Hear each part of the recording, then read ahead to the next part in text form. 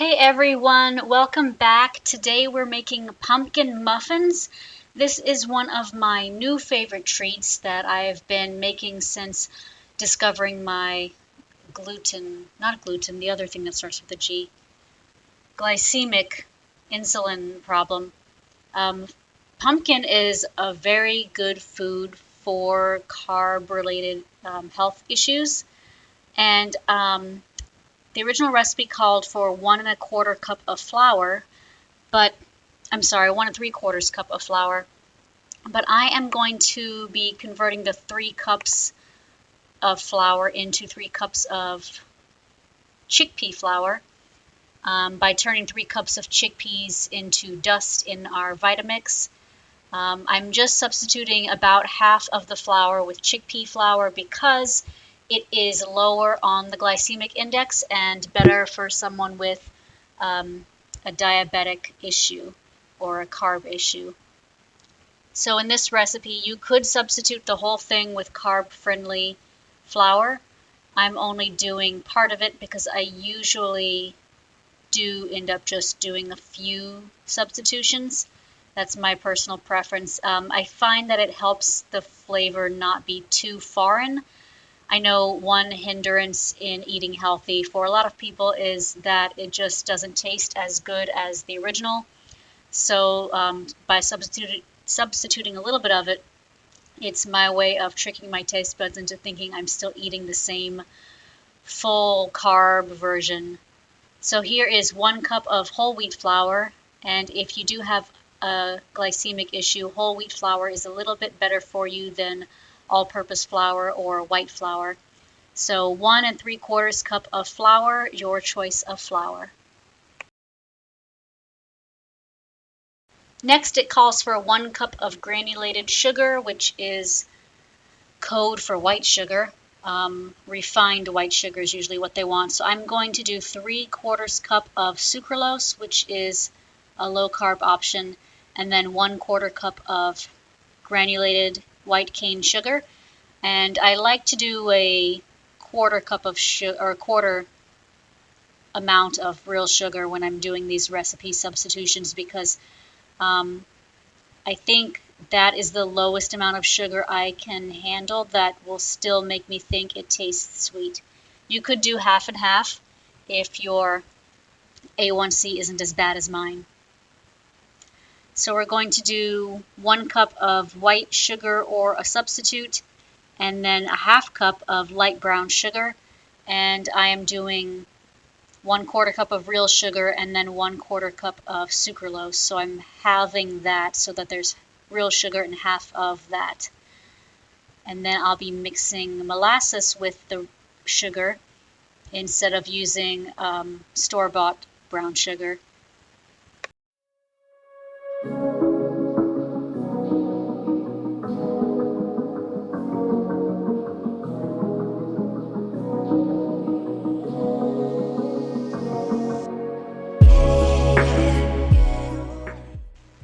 These pumpkin muffins make a very good breakfast if you're looking for something on the healthier side. Banana muffins are also a good option if you do partial fake sugar. But I have not bought bananas in a really long time. They went up 10 cents like 2 years ago, and I just didn't buy any since. It's like I keep thinking they're going to go down or they're going to go on sale, and they never are. So I don't know. I have to keep checking the grocery store produce section, the we're about to go bad section, and see if I can just grab some bananas. But I also think everybody else knows that that's a good place to get your bananas, so there's never any bananas when I look. And then I added probably a tablespoon of molasses to that sugar, and I'll be mixing it by hand to make brown sugar. I do it by hand because I find squeezing the sugar into the molasses lets the molasses evenly distribute all across the sugar and the sugar substitute, so that you don't have like clumps of molasses around sugar and like, I don't know, whitish sugar, practically dry sugar in other sections. If you use a spoon, you'll find it takes a lot more effort than using your hand and just getting a little dirty.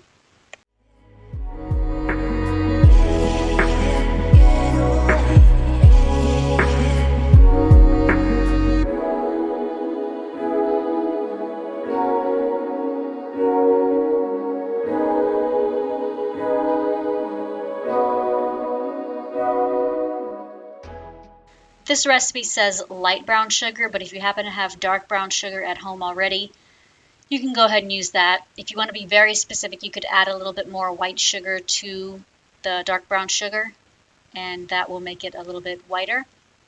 But just be careful that you don't change the quantity.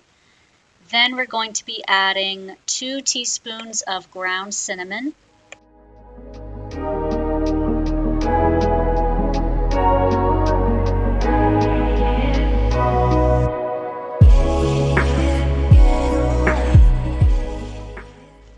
1 teaspoon of baking soda,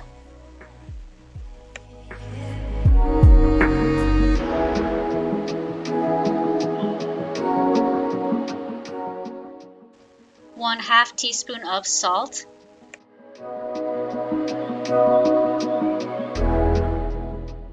1/4 teaspoon of ground cloves,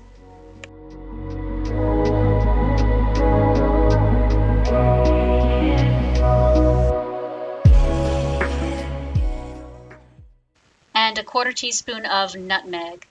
If you don't have cloves, it seems like it might be a little bit of a less common ingredient, in my opinion. Just double the nutmeg.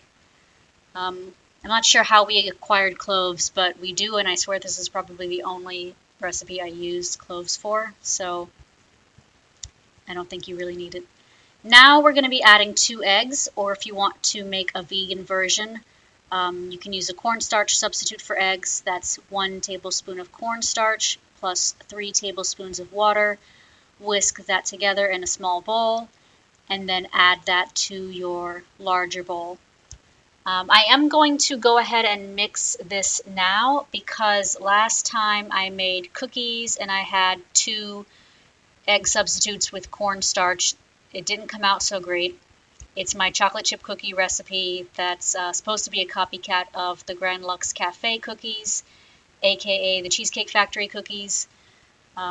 Those are pecan chocolate chip cookies that are very good, and my substitute didn't work. Something didn't work with that recipe, so I'm mixing it before I get too much water in the bowl. So this is the second egg substitute made with 1 tablespoon of cornstarch and 3 tablespoons of water.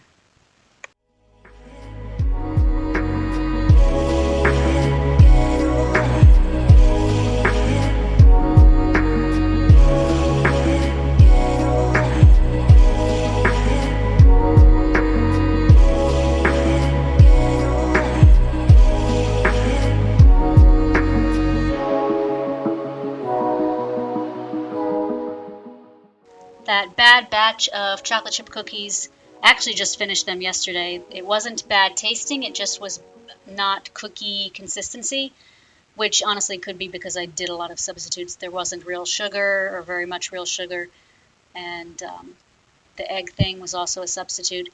But it didn't deter me from trying to continue cooking that way. So even if your food doesn't come out Pinterest worthy, don't let that deter you from making substitutes when you need to for your health or for ethical reasons. Now we're going to add 1 can of pumpkin. And the great thing about cooking and baking with canned and frozen vegetables and whatnot is that the price doesn't change like it does with fresh, because they package it when it's in season. So you're still paying the in-season prices. And there's a little bit more shelf stability, which is like one of my favorite things when it comes to cooking and buying groceries. I have tried to go a little bit more zero waste than I had in the past. Like in 2019, I remember specifically, I got very into zero waste and very upset that I couldn't be as zero waste as I wanted to with all the packaging that I had to buy. Just couldn't afford to really buy everything fresh and eat that way. But I guess there's very little data out there about what is actually better for the environment, not wasting food or buying food that doesn't come in plastic. And I am, and have been for a very long time, very, very good at not wasting food. I deserve an honorary degree in not wasting food. So that is my contribution to the earth, along with a lot of other things I'm doing. So now we're adding oil. The recipe says a half cup of canola or vegetable oil.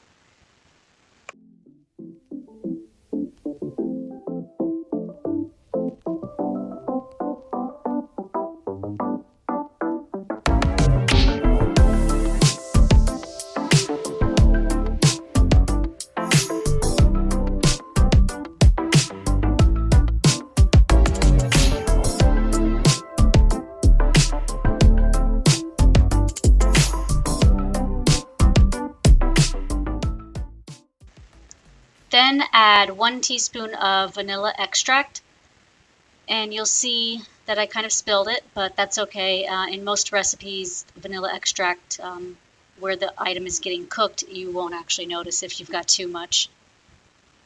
It's like an essence of vanilla, a hint of vanilla. You get the idea that there's vanilla used, but you don't really taste vanilla. So in the recipe, this is actually when you would start doing your mixing. None of the other ingredients need to be mixed together from the way it's written. You can mix it on high for a little bit or medium for a little longer. Since there's no butter, it does not matter if you overmix. And now you'll want it to be a fairly solid burnt sienna color, not too liquidy. Got some structure to it. And I'm going to be putting it into muffin tins. You can obviously make this in any shape you want. It's basically like banana bread. So if you want to put it in a bread loaf, I think that'll be fine. If you want to make slices, I like the muffin idea because I feel like it's easier to clean up. And I think I just like having something small that I can take with me if I need to be on the run. I'm not a person who takes granola bars anywhere because they're always full of sugar. So this is the kind of thing I would take with me if I were trying to head out for some reason, or if I worked in an office.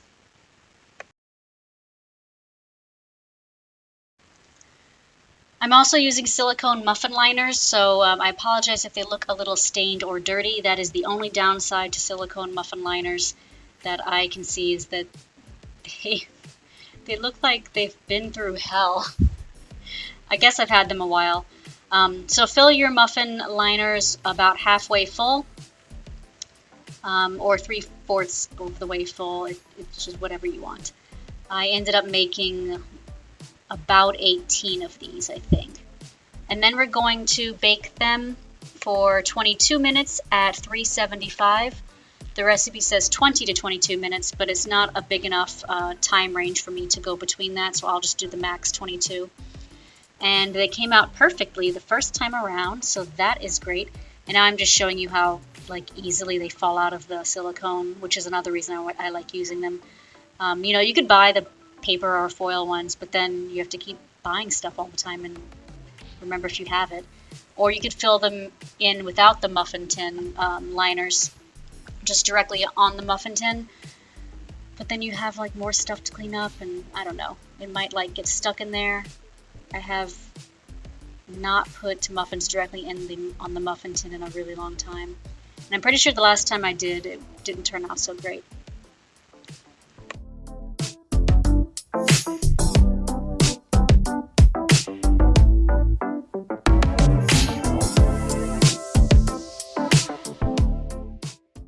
I'm baking the second batch for 22 minutes, even though it's not a full tray or tin. And they came out great too.